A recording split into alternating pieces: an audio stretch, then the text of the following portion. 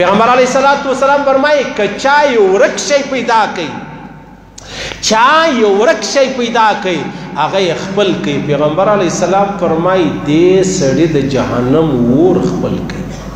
پر لاری روان دی شی پا مخبر علی قرار پتا نیت رواق سیشتا بزا اخلما یا پٹو یا چوٹی یا موبائل یا چارجر دا پر چنی پیمانہ در توایم پر لوی پیمانہ نہ در توایم. پیغمبر علیہ السلام فرمائی د جہنم ور دی خپل کئی او د ځان سره دی واخستی ورک سوی شي نو ستا په معاشره کې داخلا اوس عام شي سو عزیزان. یو سړی به نمازی هم یې غلا به هم کوي حج به هم یې غلا به هم کوي تبلیغی به هم یې غلا به هم کوي ملا و طالب به هم یې غلا به هم کوي پیر و مورد به هم یې غلا به هم کوي. دا څنګه خبره سوه؟ او پیغمبر علیه السلام فرمایي دا د جهنم اور دی دا د جهنم اور دی چې تا واخستی. ها که تا په دا نیت راپورته کوي چې د یو چا شی دی ورک سوی دی یو ځای به محفوظه ځای کښېږدم چاته به ورکم اعلان به ورکم ضایع نه څي پروا نه لري بیا پورته کولی سي. او که په دا نیت راپورته کوي چې یاره سړی نه معلومیږي قرار به زه واخلمه نو پیغمبر علیه السلام فرمایي د جهنم اور دی واخستی. دا زموږ ښار نه دی عزیزان. زموږ په ښار کې غلاوې داسې عامې سوې چې هر سړی تر خپله حاله تر خپله وسه غل دی غل. دا علاقه کې روډونه دي روډونه سړکان دي ګلۍ دي دا تقسیم سوي دي. په دې کې به زه غلا کوم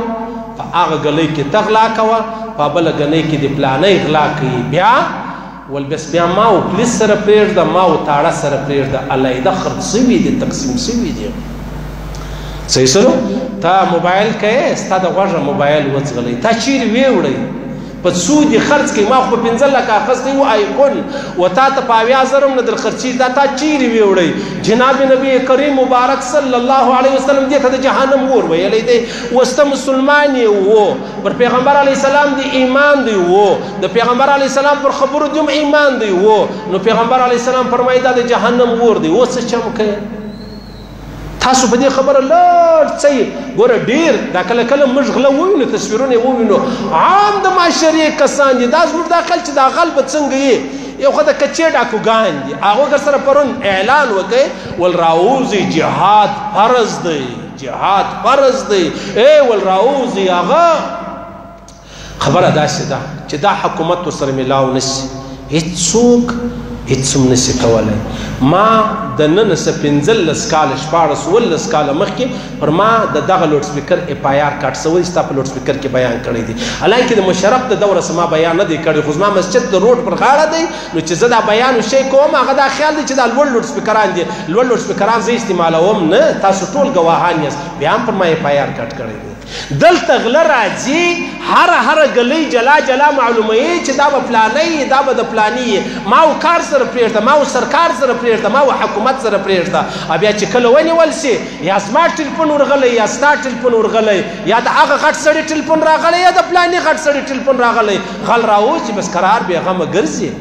خپل شی به دې په غاړه کښېږدي ته ولاړ سې ته چیچکې ته کیس ورباندې کوې بیا غل نه راځي